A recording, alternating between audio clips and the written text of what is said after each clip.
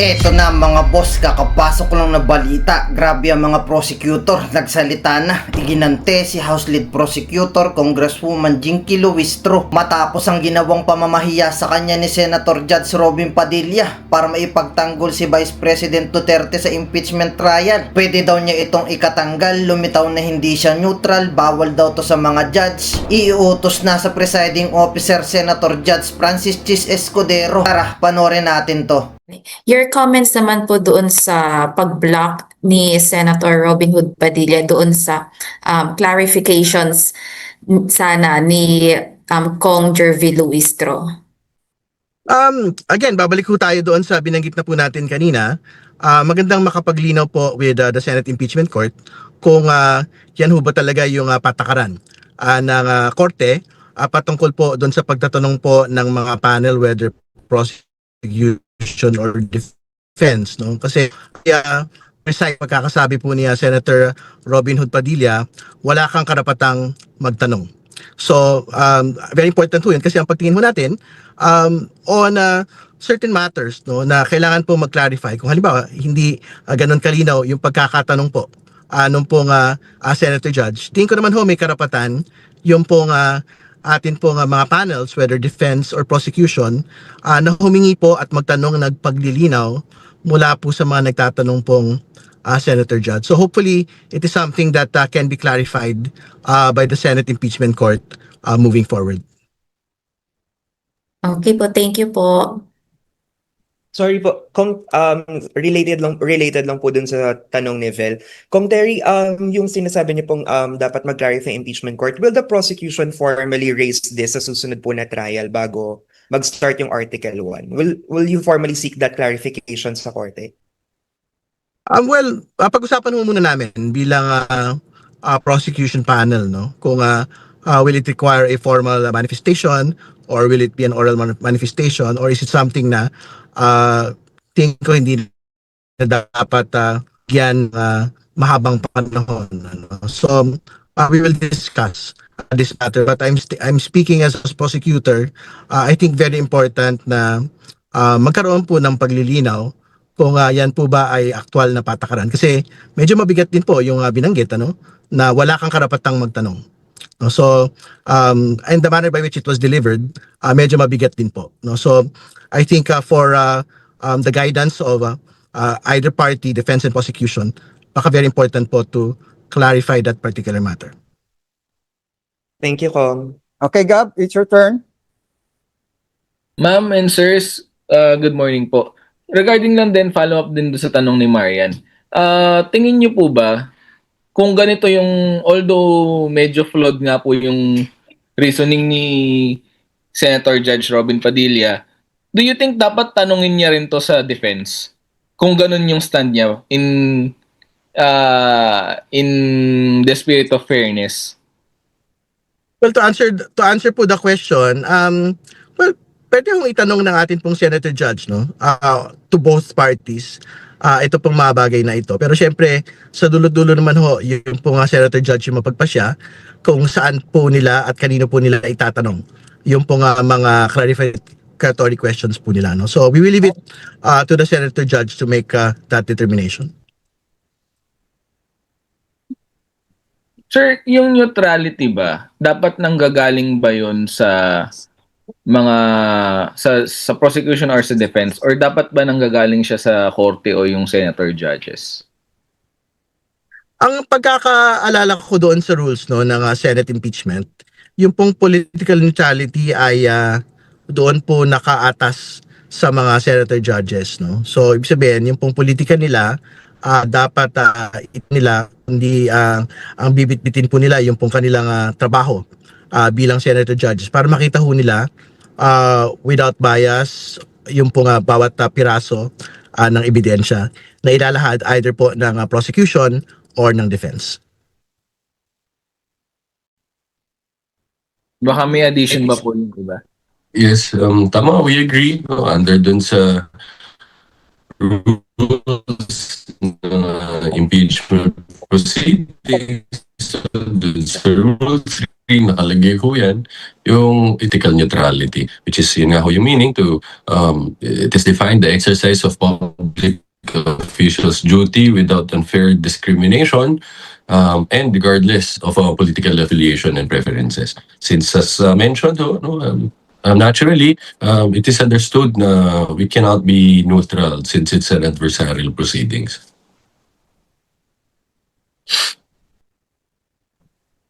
Siguro po yung kung iintindihin po yung salitang neutrality bilang huwes, kahit po naman saan kaso, pagka neutrality ang pinag-uusapan ay ang ibig lang sabihin ay dapat pakikinggan mo ang lahat ng panig. Sa dulo, magde-decide ka batay sa napatunayan ba yung mga allegation. Pwede definitely magde-decide ka for or against. Pero ang ibig sabihin ay binigyan mo ng patas na pagkakataong unawain, intindihin ang mga ebidensya. Pag sa side naman sa prosecution, ano ibig sabihin ng ang task ay meron kang itinutulak na isang issue na kailangan na pananagutan at kailangan panagutin. Kailangan mo rin yan patunayan. Ganon din sa side ng defense. But in the end, for the judges, para sa kanila, ang pinakamahalagang expectation ng mga mamamayan ay siguruduhin na pakikinggan nila pareho ang mga ebidensyang ipipresent at magde-decide sila batay sa ebidensya na ipinakita at dun sa atas na ibinibigay sa kanila bilang huwes na siguraduhin na ang magiging desisyon ay naayon sa batas, sa ating konstitusyon bilang mga public officials. We'll now entertain question from Lance. Hello po, good morning. So, yung question ko po about pa rin po dun sa remarks ni Senator Robin Padilla muna. Siguro po may question for the three of you po, no? Is the prosecution at all bothered or disappointed that a senator judge has this kind of interpretation or appreciation about the role of the prosecution and the defense in this impeachment case? Kasi sa huli po, bahagi sila ng isa si Senator Robin sa magpapasya talaga kung guilty or i-acquit si VP Sara. So are you bothered po na ganun yung interpretasyon ng isang senator judge sa pagdating sa prosecution? Ang totoo naman ho, malaya pong magtanong. Ang mga senator judges, malaya ho silang gay ng kanila pong posisyon saka anong bagay po relating to the impeachment proceedings sa the Senate. No? Pero syempre, pagka naman po may mga pagtingin ang prosecution panel na hindi ho magkasalubong doon po sa mga senator judges po natin, tingin ko ilalahad naman po pa rin, no, with due respect of course, doon po sa mga proceedings. No? So it is something that the lead prosecutor, Jervil Luistro, had done yesterday, na talaga po tumugon, no, doon po sa mga pagtingin at tanong ng atin pong mga senator judges. So we don't feel frustrated, we don't feel disappointment on the manner by which questions had been asked. Tingin ko naman po it is par for the course at kung ano man ho yung tanong sasagutin po ng panel po natin. Sa akin naman po, tingin ko hindi yun naman dapat ikabahala. Kami ba ay disappointed? Hindi. Bahagi yun ng isang normal na proseso. In fact, maganda rin na paminsan-minsan yung mga ganung tanong na seemingly parang magkikreate ng kalituhan kung ganun nga ba dapat ang task ng bawat panig.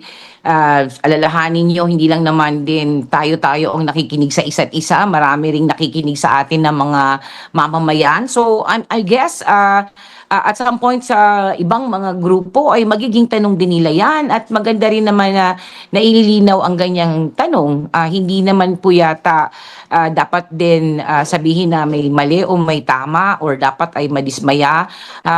In fact, magandang opportunity yan para linawin na ganito ang inaasahan mula sa amin. bilang prosecutor, yan ang aasahan ng mamayan sa inyo bilang mga huwes, bilang collegial body. In fact, I'm sure nag-sharing din sila ng kanilang mga opinion at mga pananaw tungkol sa paano gumugulong yung impeachment proceeding na ito. So tingin ko lahat ito ay magiging magandang oportunidad para sa paglilinaw ng mga bagay, lalo na ng mga accountabilities na pinag-uusapan natin araw-araw sa kasong ito.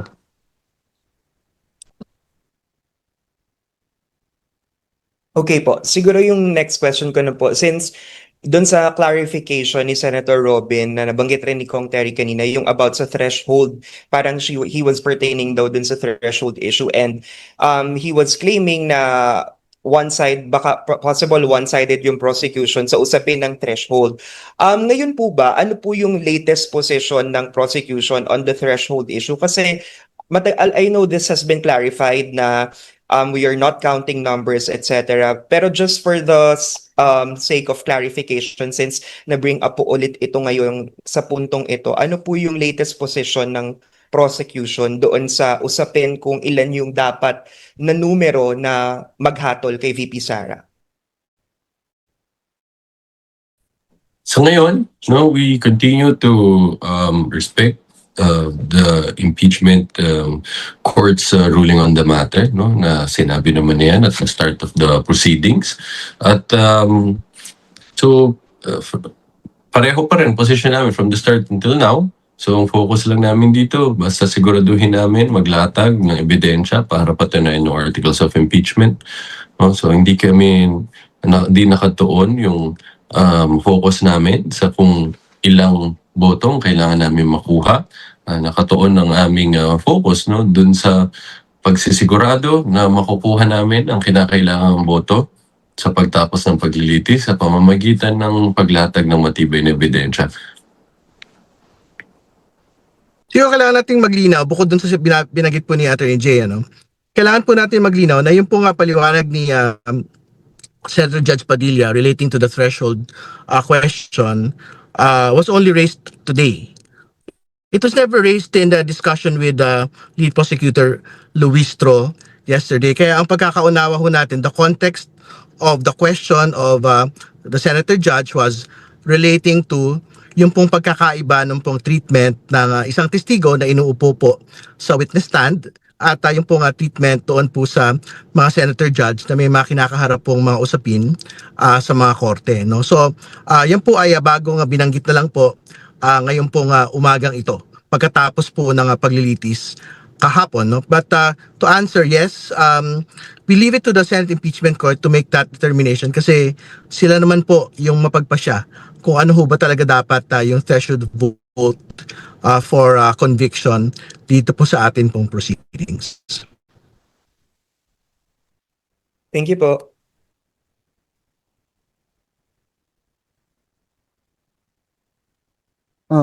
Any other sa mga kaibigan natin? Hello po. Vel Custodio po from PTV. Kung ask ko lang po kung saan po kayo mas na-challenge? Kung sa cross-examination ba ng defense team or sa manifestation ng senator judges?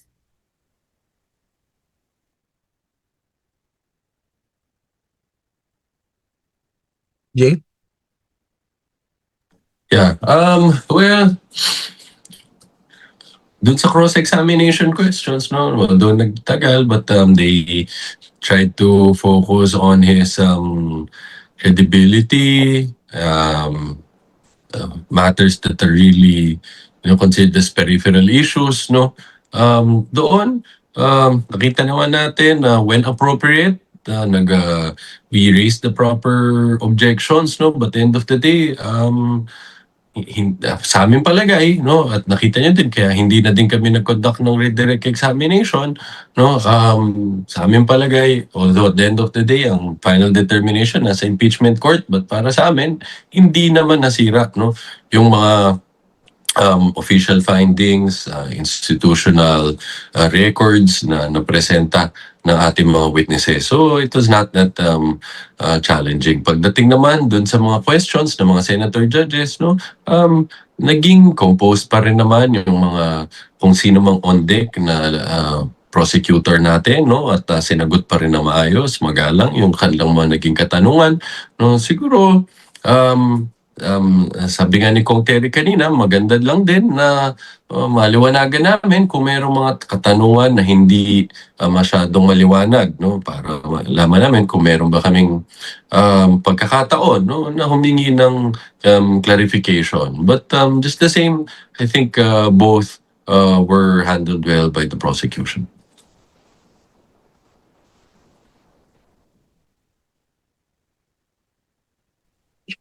The other Kongs po. Tingin ko naman, syempre, mas mahalaga po yung paghanda para sa cross, no? Dahil yan po yung sagutan sa pagitan po ng depensa at ng amin pong witness, no? So, mahalaga po yun. Sa bahagi naman po ng mga clarificatory questions ng atin pong senator judges, hanggat maaari naman talagang gusto ho namin makapagbigay linaw at masagot po yung pong bawat tanong na ibinabato ng atin pong senator judges. Ito po dadag ng impeachment developments no, doon po sa paglilitis, pero mahalaga po nga maglinaw doon sa mga pahayag po ni Senator Judge Robin Padilla doon po sa usapin po ng dalawang bagay, no. Una yung sa pagiging one-sided po ng prosecution. I think that statement is pretty clear as day. Naglalabas po siya ng paglilinaw ngayong pong araw na ito that he was referring daw po to the double standard between witnesses and senator judges, ano. So I think he clarified na ito daw po ay tungkol doon sa mga pahayag din daw po ng miyembro ng prosekusyon patungkol daw po doon sa mga threshold vote, no. Pero ang pagtingin ho natin doon, hindi naman ho yan nabanggit in particular detail doon po sa talastasan kahapon. Kaya very important po na maglinaw na ang totoo naman, hindi ho one-sided yung pong prosecution. Kasi sa una, magkaiba naman po talaga yung treatment ng mga witnesses at syempre ng atin pong mga kagalang-galang po na senator judges na meron pong mga kinakaharap na mga usapin, no? Sa usapin po ng paglalatag ng testigo, yung actual pong pagkakaroon po ng kaso, wala ho yung impact doon sa pagpapaupo sa kanila sa witness stand, no? Pwede ho yung magkaroon ng impact sa kredibilidad ng isang testigo, pero halimbawa, kung ang kanila naman ho binibigyang testigo ay patungkol sa kanila pong aktual na trabaho at kung maayos naman po ang kanilang trabaho, tingin ko wala ho dapat epekto kung meron man pong kaso. In fact, kahit nga po meron pong conviction ang isa pong tao, pwede pa rin ho siyang iupo sa witness stand kung talaga naman ho siya ay saksi sa isang particular na pangyayari. So, wala ho dahilan para i-disqualify si Agent Kalilong, si Attorney Lotok, doon po sa kanila pong pagkakaupo sa witness stand, no?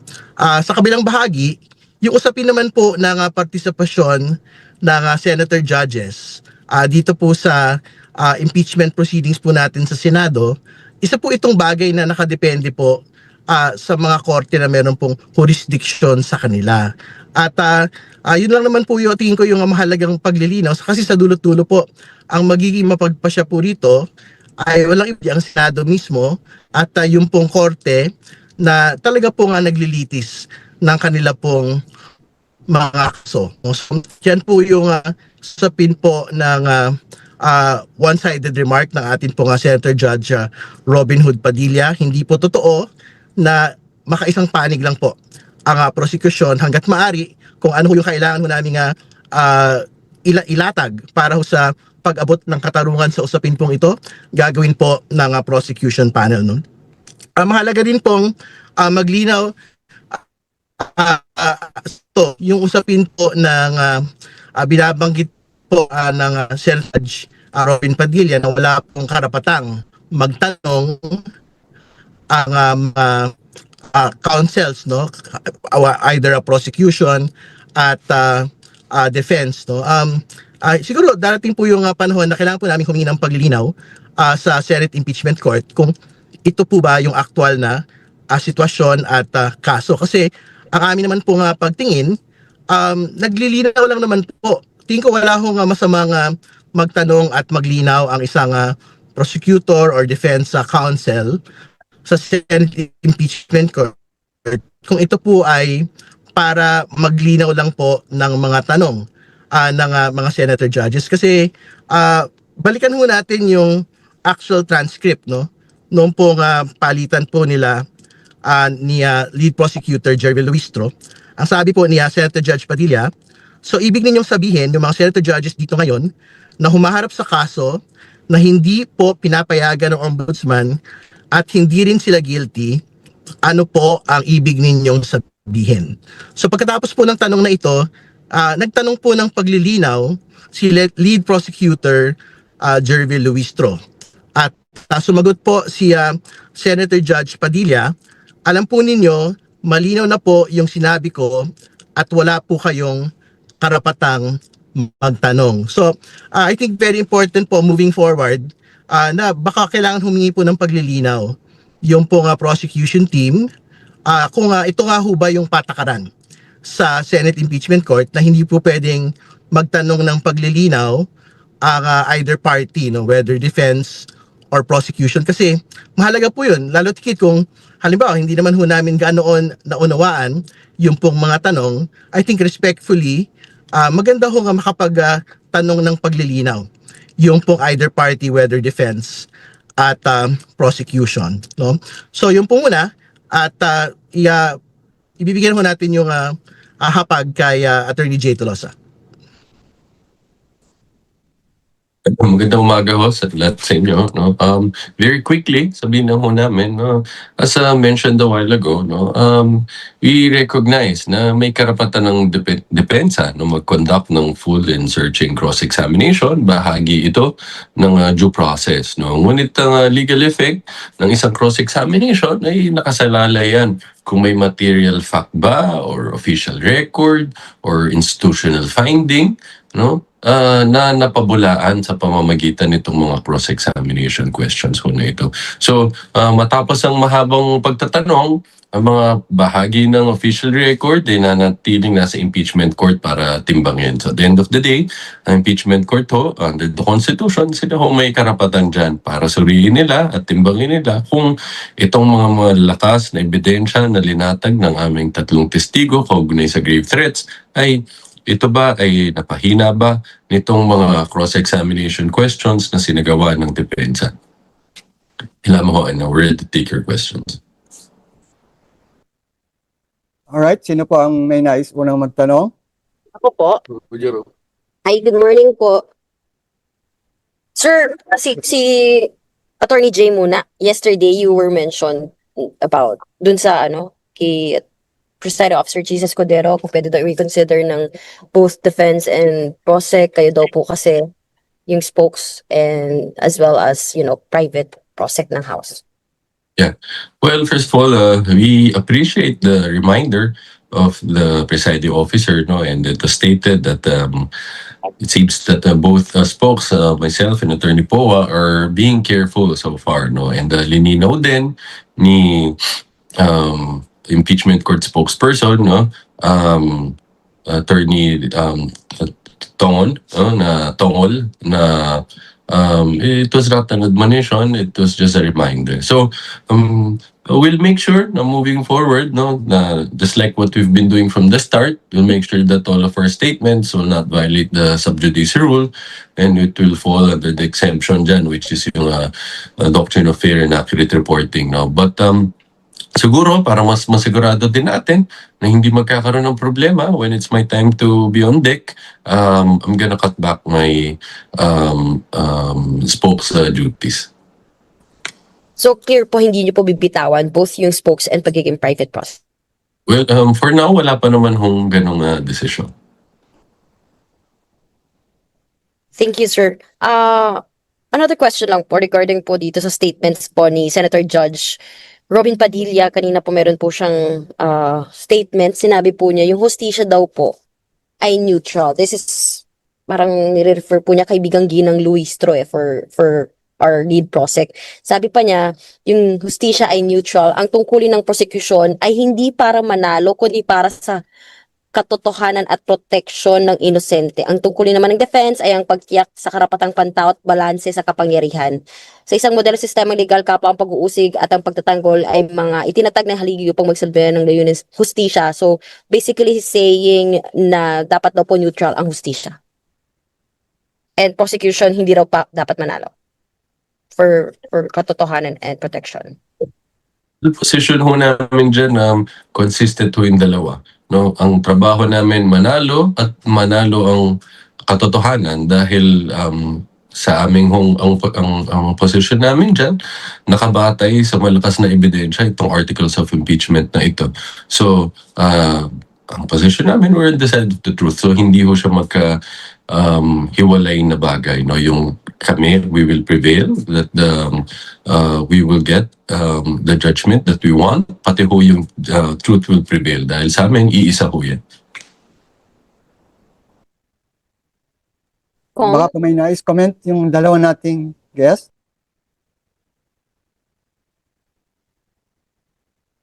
Kong Terry and Kong Kaka.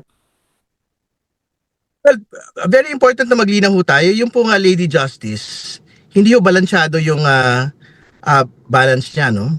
Sa dulot-dulo, ang kailangan po maging matimbang. Ano Sir, po sorry. yung... Kong Terry, sorry, nakapin po yata si Kong J? Or sa akin lang ba? Yung host po yata, nakapin si Kong J? Same sa akin, hindi ko matanggal. Same po, same. Yung host po, hindi po nakikita si Kong Terry, si Kong J po yung nakababad. Nakapin. Kindly remove pin. We're trying to remove the pin. Okay na po. Thank you. Si Kong Terry. Okay, I think very important ho na linawin po natin na yung pong Lady Justice, hindi ho magkapantay yung balanse no? Pagka ho talaga nakapaglatag po tayo ng katotohanan, doon po talaga pumapaling yon. At yan ho yung gusto ko talagang gawin, either ng prosecution at ng defense, no, to really get to the truth of the matter on each article of impeachment. So, ang totoo ho, sa dulot-dulo po, meron po talagang mananaig. Meron pong mananalo, meron pong matatalo. So, tingin ko, yan po yung lay of the land dito po sa pagtakbo po ng impeachment trial po na ito.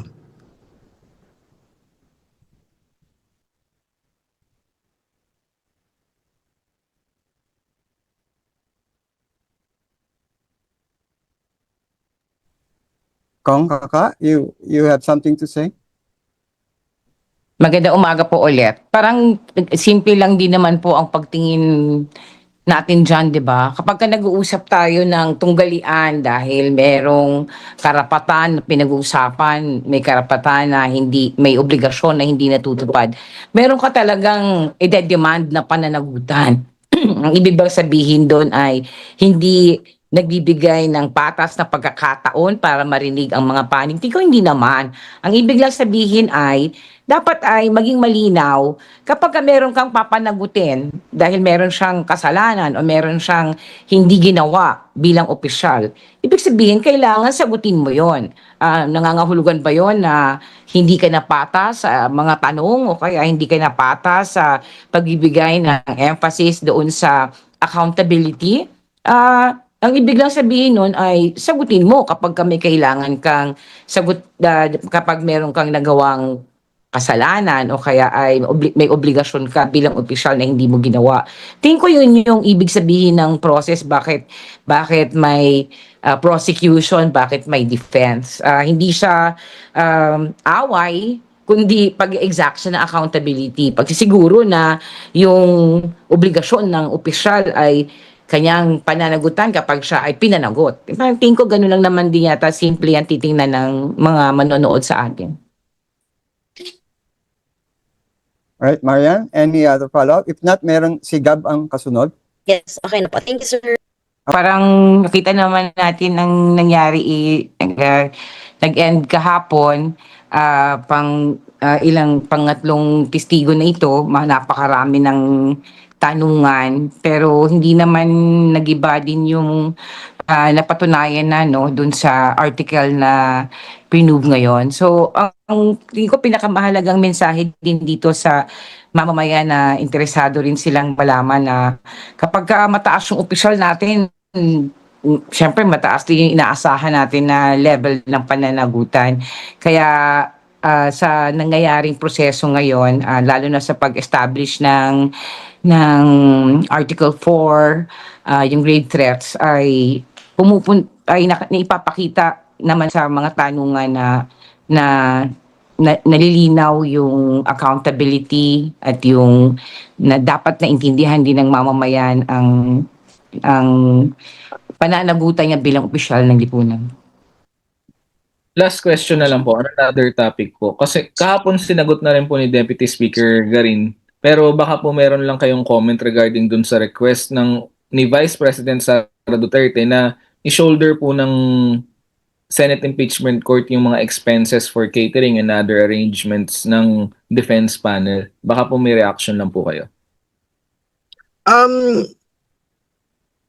Well, very interesting po yung request, ano? Kasi ang totoo naman ho, parang wala akong obligasyon yung Senate Impeachment Court para bayaran ho yung pagkain ng kahit sino man, whether ng prosecution at ng defense. Kasi ang totoo naman ho, may sarili pong mga opisina, yung pong defense saka prosecution. So yung pong defense, meron ho silang OVP general budget. Yung pong House, meron po silang general House budget, ano, para dito po sa paglalatag po ng impeachment trial po na ito. So hindi ko po maunawaan bakit meron pong I think it looked like a demand from the OVP, from the Vice President herself, for the Senate to actually pay for the food expenses of the defense panel, no. Ang pagtingin ko nga ho diyan, parang the OVP is basically opening up the Senate for a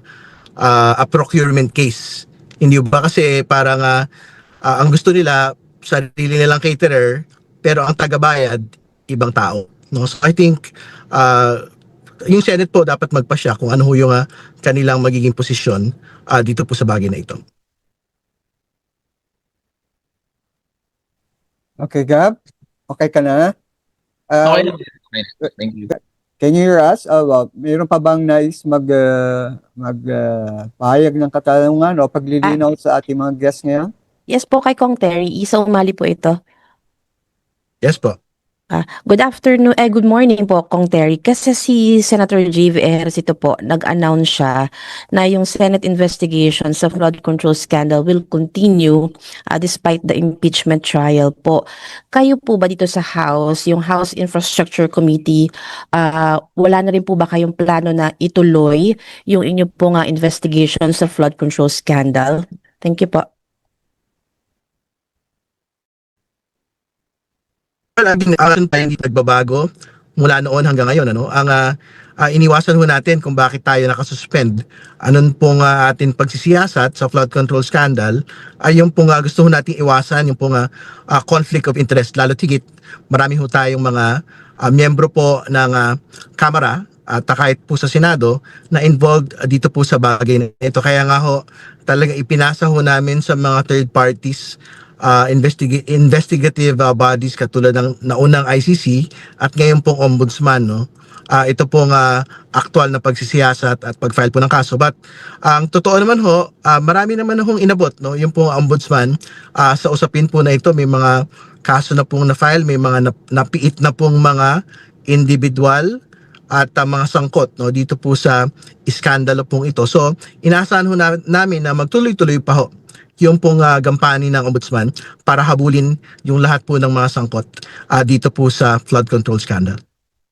Pero kayo po Kong Terry, hindi po kayo nangihinayang na i-resume yung investigation kasi like po ngayon si Senator Ping Lacson sinasabi niya na meron daw 2 case studies of alleged flood control projects sa Taguig involving the Cayetanos.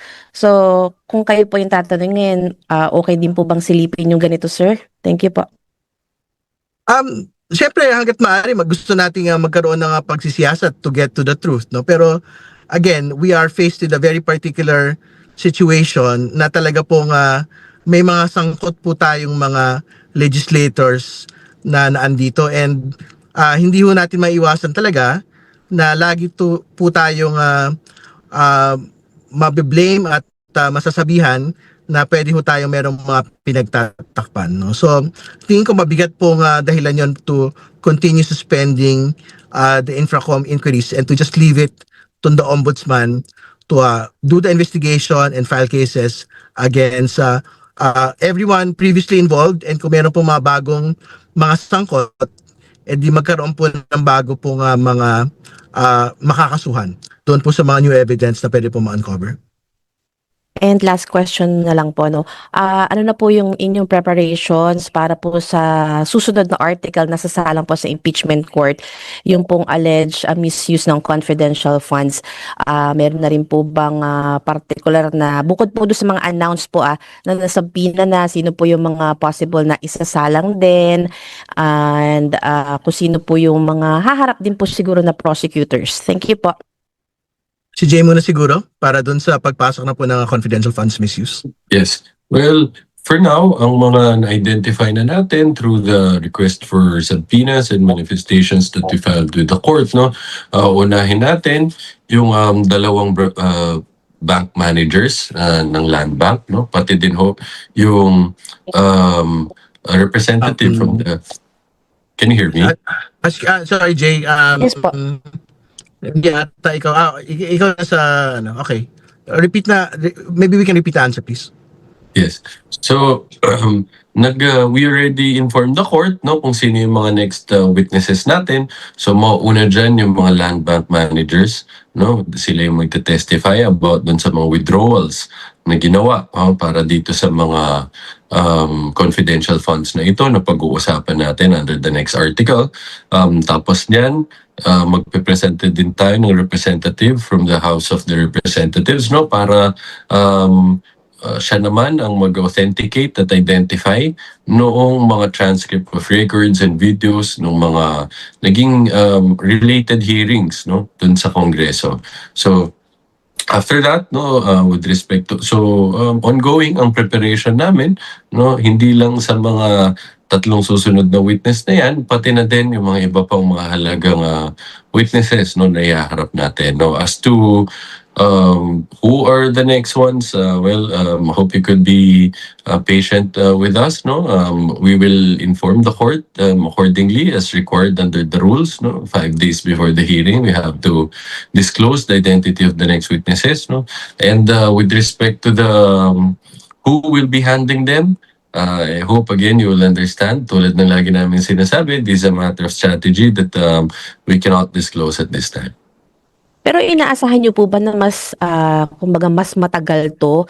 Kasi syempre po may mga documents dito na pag-uusapan dito tulad sa Article 4, may mga videos po na ipinapakita. Pero dito more on documents, tapos more on numbers. Yun po, no? So inaasahan niyo po ba na mas mahaba po itong article na to? Thank you po. Tama, Isa, as reflected in the pre-trial order, ito yung pinakamadaming araw, no, na linaan para sa pagpresenta namin ng ebidensya. Dito, binigyan kami ng 30 days to present evidence. Pero, tulad ng ginawa namin dun sa article on grave threats na pinaiksi namin yan, pinagsisikapan din namin gawin yon para lalong mas mapabilis ang paglilitis nito. So, kapag meron ding mga bagay na na-cover na ng mga previous witnesses, no, at ito din naman ang magiging intended testimony ng other witnesses, pwede na din namin i-dispense yung presentation ng witnesses na yun dahil yan din naman ang goal namin, tulad ng sinabi namin sa inyo din from the start, no, pare-pareho tayo ng gusto ng public, ng impeachment court, kami rin, na matapos itong paglilitis na to sa mas mabilis na panahon. No? Okay po, maraming pong salamat sa inyo po. Thank you. Thank you, sir. Alright, any further questions sa ating mga kapatid sa media? Kung wala nang magtatanong, siguro po bigyan natin ng pagkakataon na mag-iwan ng kanilang mensahe ang ating mga guests for today. Sige po, maraming Siguro sa salamat. Ay, sorry. Okay, it's okay. It's okay, Thank sorry. you. Oo. Salamat sa invitation at saka I think yung message lang siguro natin at sa mga nagdaan ng mga araw, ang ending po talaga sana nito ay magkaroon talaga ng malinaw na desisyon ang court sa usapin na accountability at pananagutan ng opisyal na ni VP Sara at masagot ang lahat ng mga aligasyon laban sa kanya, lalo na dito sa dinaanan natin na article no, on grave threat. So mataas din naman po ang tiwala natin na yung mga senator judges ay nag-aaral at nakikinig sa mga ebidensya na ipinapakita ng lahat, at tingin ko naman ay naipapakita naman ng prosecution yung mga ebidensya na kakailanganin para maipakita yung koneksyon between yung issue ng grave threats at issue ng accountability at yung issue ng impeachment. So, gaya nyo ay ayaw din naman po natin na maging masyadong mahaba po yung proseso, at sana po ay, pero sa prosesong ito, hindi man natin gusto maging mahaba, pero gusto naman din talaga natin ay ang mailabas talaga ay yung katotohanan sa lalong mas mabilis na mga pamamaraan. Thank you po. Siguro magsina lang ho sa bahagi ko, no? Mahalaga pa rin ho talaga na masubaybayan ng atin pong mga kababayan yung pong bawat araw na paglalatag po ng ebidensya. Kasi ang totoo naman ho, katulad na binabanggit ko lagi, ito po ay hindi po tungkol lamang sa mga malaking politiko, no? Ito po ay sa ating lahat dahil usapin po ng pananagutan. So yun po muna. Maraming salamat. Yes, very short lang din ho. Again, maraming salamat no, sa pagkakataon, sa panahon nyo, nasamahan nyo kami ulit ngayong araw. At I'll just echo what they also said, no, na hinaanyayahan ho natin, lahat ng kababayan natin, sundan ho natin ang nangyayari dito sa paglilitis na to, panoorin ho natin because that's the only way that we could combat disinformation.